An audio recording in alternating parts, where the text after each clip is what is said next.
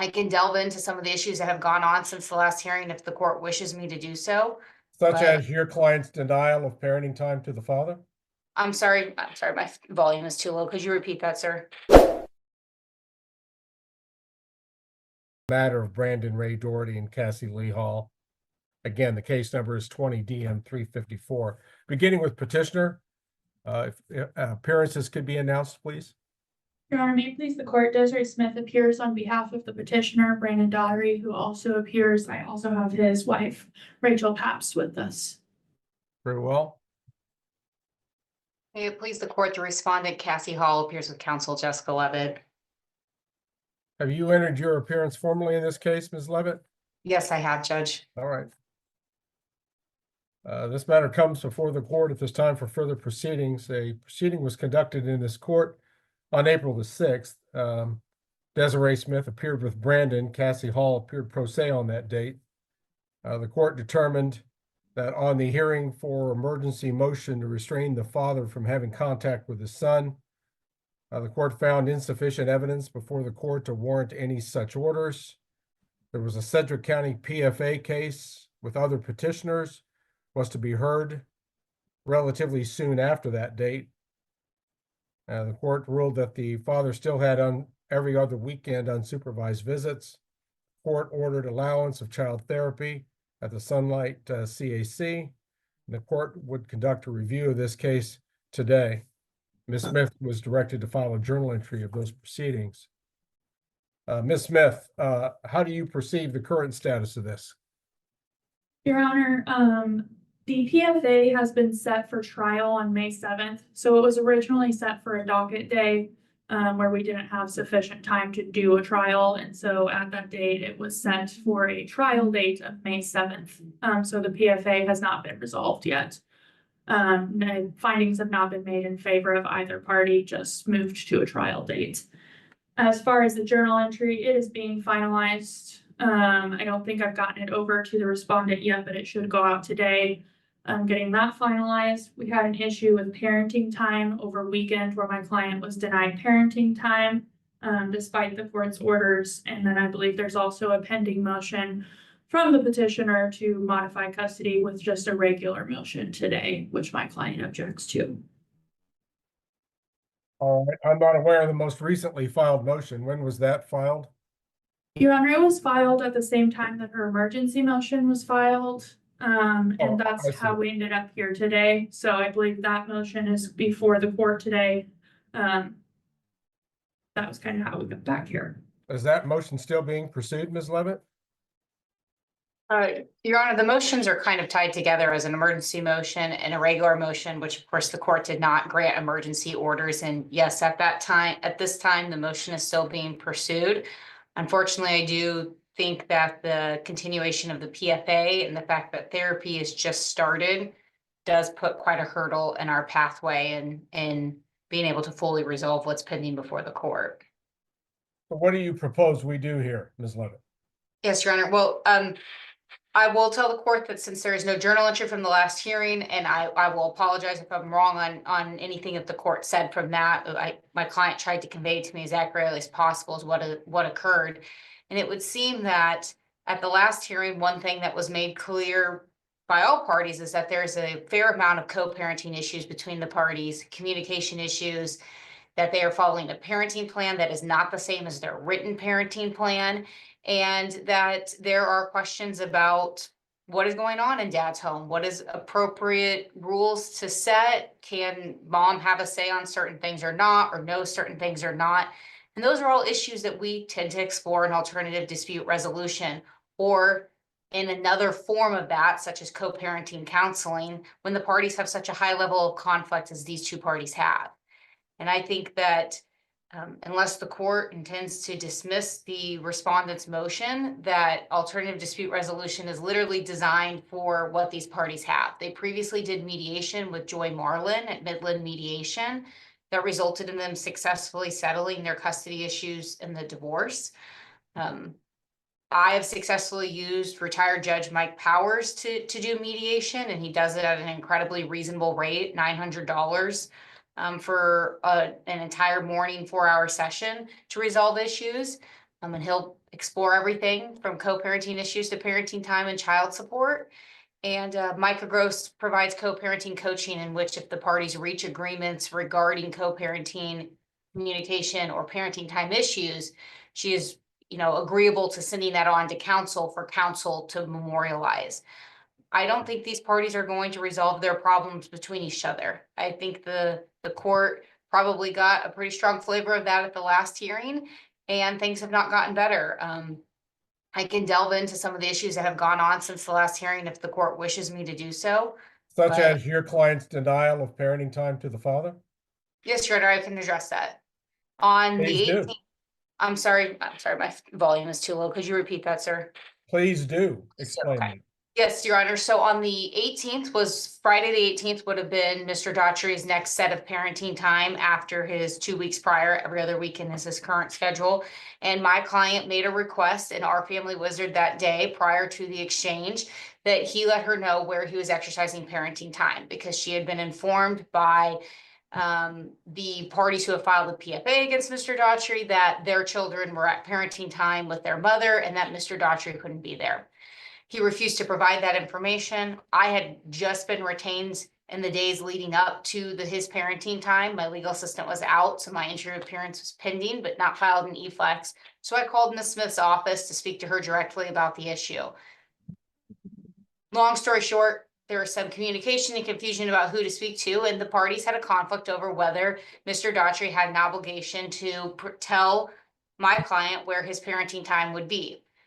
That conflict occurred in the Augusta police station. There was no police officer available to make any report on the same. As my understanding, there was just a clerk at the front desk, so to speak. And my client made the decision that Mr. Daughtry refusing to provide his address and the child being sick, having medication that had to be refrigerated, she did not believe it was safe for the child to go to parenting time.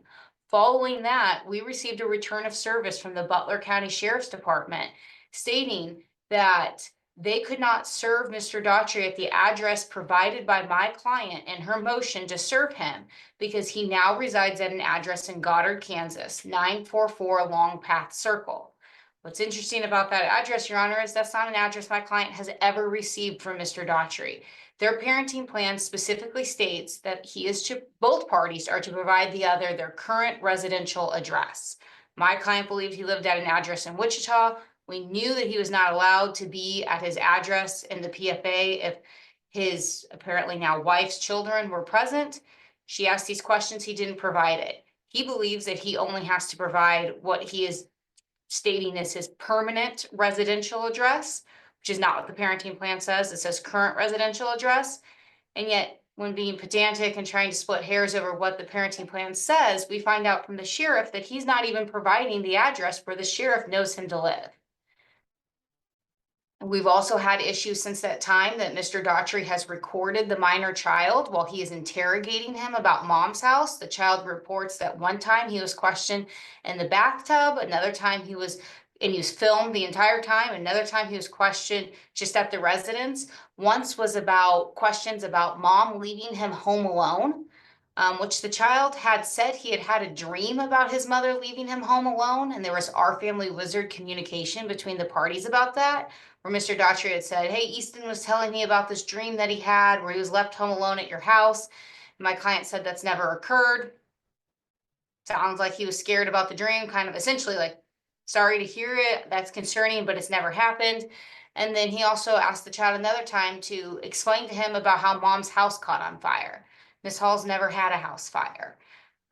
So he's been recording the child during parenting time. He's also filed a DCF report against my client. DCF has already come out, and that DCF report was that my client has left the child alone in the home. My client shared the Our Family Wizard messages with the DCF social worker who said, okay, this is clearly a custody issue. You guys are already in court for this. I'm not doing anything further. And so there is just a ratcheting up of conflict. My client fully owns the decision she made on the 18th in regards to parenting time. She believed that that was a safety issue for her child concerning that she didn't know where the child was going to be. She feels that Mr. Daugherty is entitled to the same information about her during parenting time if her parenting time is not occurring at her residence. She believes that that is what joint legal custody entitles the parties to, is to know about the child's safety and well-being. But the other issues, the DCF reports, recording the child, asking the child about mom's home, creating a false narrative about mom's home, these are all issues that are not going to go away and that need some outside input or influence, or the court could set the matter for trial. But I don't think I think that just continues to ratchet up litigation and anger between the parties and doesn't teach them the right way to co-parent, which both parties need. I will say that as much about my client as I will about dad. Both parties have never learned how to co-parent in this case. Very well. Ms. Smith, your client's reply to this argument that's been made? Yes, Your Honor. Your Honor, my client disagrees with the characterization of his residence. The address that is on the return of service was his address prior to him moving in with his now wife, and he lived there for quite some time. It's his position that the respondent was well aware of that. There were several months, if not a couple of years. Actually, the 215 Eureka address, well, I haven't lived there for years. So that's the address that she sent it to within Eureka. The address that the sheriff said he now lives at was a previous address that he had before he moved in with my client, and so, or with his wife. So she had knowledge of all of those, and she chose to send the notice of service to an old address that he hasn't lived at in a long time. Regardless, he's now appeared for the hearing, so the issue of service is not at play, but he denies that she did not know about that address. And that she was very well aware that he had lived there at one point in time, and she's very well aware of what his current address is now. He did decline. What is his current address? I presume he has one? Yes, can you state the address? 1913 Covington Street, Wichita, Kansas. And that's the address he shares with Miss Pabst. They are married, they reside at that address. Now, it is true because. So when he was asked for his current address and where the parenting time is going to take place, why didn't he just tell her that? Your Honor, he did. That is the address she has, but he's not allowed to be at that address when her kids are there because of the pending PFA. So if her kids are at that address when he also has parenting time, when those parenting times overlap, he has to exercise for this 3 weeks of time, he has to exercise his parenting time somewhere else. And so that I think was the issue, is that she wanted to know exactly where he was going to be during his parenting time, since he couldn't be at the permanent address for parts of it because her children were there. And he chose not to share that because of a PFS that has happened before between the two of them, and an aggravated assault charge that has happened where Miss Hall has actually ended up putting him in the hospital because of injuries that she caused to him. And so he did not feel safe sharing an address that he was going to be at, due to the fact that she is communicating closely with Miss Pabst's ex, who is running the PFA, and they are using it to harass them and send people to sit outside their houses and those sorts of things. So he did not feel comfortable sharing where the temporary address was going to be, nor did he feel that that was required by joint legal custody, as it is not his permanent address. He has not moved. He just simply has to exercise portions of his parenting time away from the address when Miss Pabst's kids are there. He still lives there. He doesn't plan on moving. We plan on resolving the PFA on May 7th. So this is 2 weekends that would have been affected by his inability to be there. Yet despite me explaining this to both opposing counsel and the respondent before, I knew she had counsel, she still chose to withhold the child on Easter weekend instead. And so my client doesn't disagree that the communication between the parties is a problem. For example, in that she also said that he had an ear infection, and she did not tell him when she took him to the doctor for that ear infection, or that he was prescribed medication until a few minutes before drop off. So she is also not informing my client of medical appointments or diagnoses or outcomes for the minor child. So these parties do have a problem communicating. I believe they likely both blame the other for that. But my client doesn't feel that he should be denied parenting time at this point, and would request makeup parenting time for the weekend that he missed.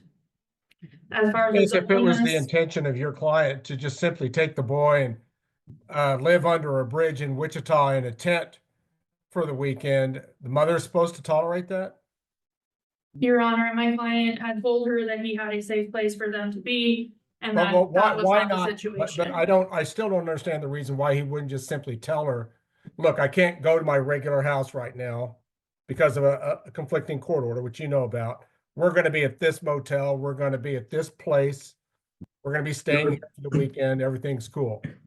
And that's what I don't understand. Because of some past history between those two, he can't give her simple information as to where their son is going to be.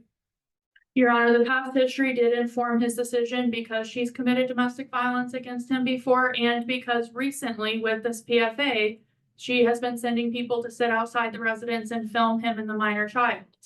And so he has some pictures and photos of that, and so he did not feel that it was safe to share information of where he would be. And he believes that she was using that information solely to provide information to Ms. Paff's ex-husband in the PFA case, which is another problem, that she's involving herself in a case that she is not involved with.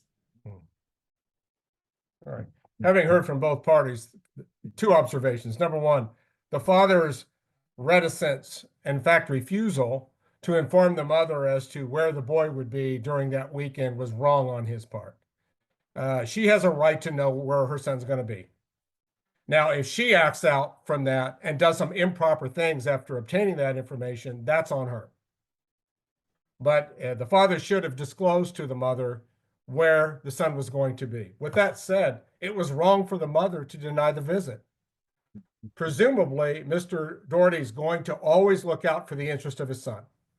I'm going to presume that he's not going to be reckless enough to sleep under a bridge in Wichita in a tent, that he's actually going to have some sort of substitute shelter arrangement for the boy.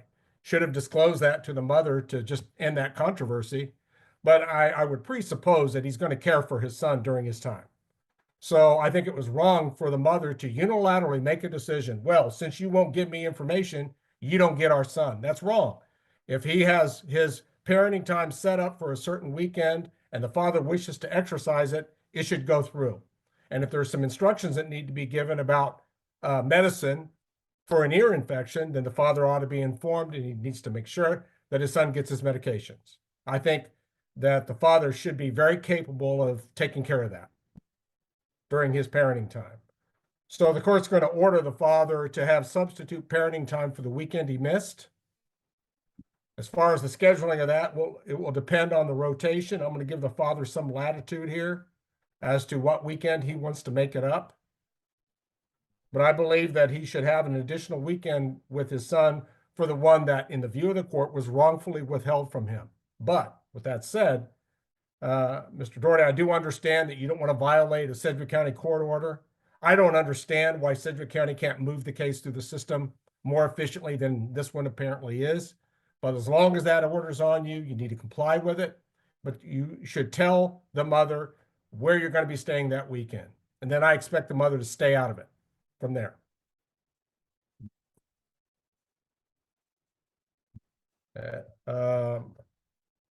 Ms. Smith, since this is an order generally favorable to your client, I'm going to expect you to draft it Yes, Your Honor. for the makeup weekend with the date that's been decided upon.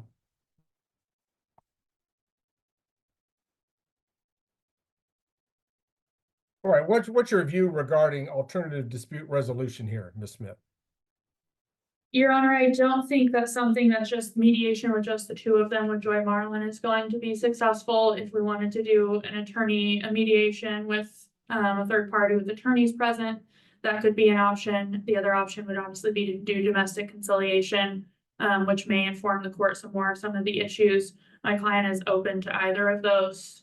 But I don't think that just the two of them with a third party mediator is going to be successful. I believe there's going to have to be either a domestic conciliator or attorney involvement in that process. Who would you suggest be this domestic conciliator? In Sedgwick County, we generally use either Alex Flores or Christy Campbell. Christina Raslaff has done a couple for us recently. I think any of those would be options. I'm not sure what their schedules are. I don't know if there's any that are currently practicing primarily in Butler County right now. All right. Ms. Levitt, I'm comfortable with any of those three names. I'm familiar with all three that she mentioned. Do you have any preference or do you have any concerns about any of those three? Your Honor, I have no concerns about any of those three, and I don't have a preference of one over the other. The preference I would have is about availability and cost. I think both parties need someone who can work with their budget. And I think we need somebody who's not gonna say my first appointment is 8 weeks from now. What about the suggestion about retired Judge Powers? Court's quite comfortable with him being involved in this case as well. I'm fine with that, Your Honor. Ms. Levitt, I got the distinct impression that you feel that retired Judge Powers would be able to meet the cost and availability concerns that you expressed? Yes, well, Judge, I will have to check on the availability because his availability changes every single week. He's in high demand given the number of counties he does. I've used him in an incredibly high conflict case, one that was actually in front of Your Honor, so you're familiar with that. And in 1 4-hour session in the morning, he was able to resolve that entire case and it cost each party $440. And I really don't think you get better than that price in this day and age. Well, I'd like to see Mr. Powers have that opportunity in this case. And I will, warn that the for clarity, I parties- will tell Ms. Smith that he does expect the attorneys to be involved in that process. It's not Right. just in the parties. Yeah, that's right. Yeah, I'd rather have the attorneys be part of the solution rather than part of the problem. All right, so that alternative dispute resolution is ordered. With Michael Powers. And you're expecting this PFA case is going to be tried in May, Ms. Smith? May 7th is set for a formal trial date. I don't anticipate it moving from that date at this time. We're set for a special hearing with Judge Sherwood, so. So there does need to be a resolution of that matter as well. It appears to be casting a pall over progress in this case. So I'd like to see that resolved in the way that it should be. Until then, the existing de facto parenting plan is to continue. And I think I reiterated every other weekend unsupervised for the father would continue. And I've ordered the compensating weekend for the one that he missed. It should address at least short-term parenting plan concerns. Again, with that directive that the father provide to the mother, and I think under the circumstances is probably appropriate for each weekend visit that she be told in advance where you intend to stay with him. In other words, where's the child going to sleep? Where are you going to be? I think that's a reasonable request and the father needs to comply with it as a condition of his parenting plan weekends. All right, your projection, Mrs. Levitt, regarding how long it's going to take to arrange for this with Mike Powers and how long the process might take. Your Honor, the last time I emailed Mr. Powers on a mediation, he had availability within 4 weeks. And we were resolved on the day of the mediation. And so if Your Honor set this out 45 to 60 days, I think we would be fine unless Ms. Smith or her client knows of some big hurdle or vacation that could clear out a whole bunch of dates for us. I personally don't have any. I know Ms. Hall is finishing her school year. So, you know, there might be certain days she can't make, but I think overall we can make it work. That timing's fine with me, Your Honor. And if I emailed Mr. Powers today after the hearing, I expect that I would hear back within 24 to 48 hours. All right. Well, subject to veto by my administrative assistant, who's generally in charge of the scheduling calendar, I'm going to propose Monday, June 16 for a Zoom status conference review in this case. Monday, June 16, your availability, Ms. Levitt? Judge, what time? I have a 2 o'clock hearing with Judge Montez Williams that's set for an hour in person here in Sedgwick County, but could do around that. All right, I was looking at 10 o'clock a.m. 10 a.m. would be fine. I am typing that to my client. She's for some reason has no more audio on this. So I'm checking with her. Judge, we have something set at 10. We could do 9 if you would allow. 9 o'clock would be acceptable. Trust Ms. Levitt's still available. Ms. Smith? Yes. No, Your Honor, that is fine with me. All right. We will conduct a Zoom status review and hopefully with good news regarding the parties' agreements, perhaps, that they've been reached. Monday, June 16, 9 o'clock a.m. I do highly encourage the personal participation of each of the parties themselves during that status review. Monday, June 16, 9 o'clock by Zoom. All right, Ms. Smith, is there anything else that we need to address currently? No, Your Honor. Ms. Levitt, anything further at this time? No, Judge. I do encourage the parties to, as part of this process, communicate with each other, listen to each other, and try to understand each other's concerns, and then try to work together for what's truly in your child's best interest. Good luck in that regard. There's nothing further at this time. I will direct Ms. Smith to draft a journal entry stemming from today, as well as the one from the last hearing, documenting the court's orders. Thank you, Judge. This time then, this matter is currently in recess, and this meeting may be ended for all.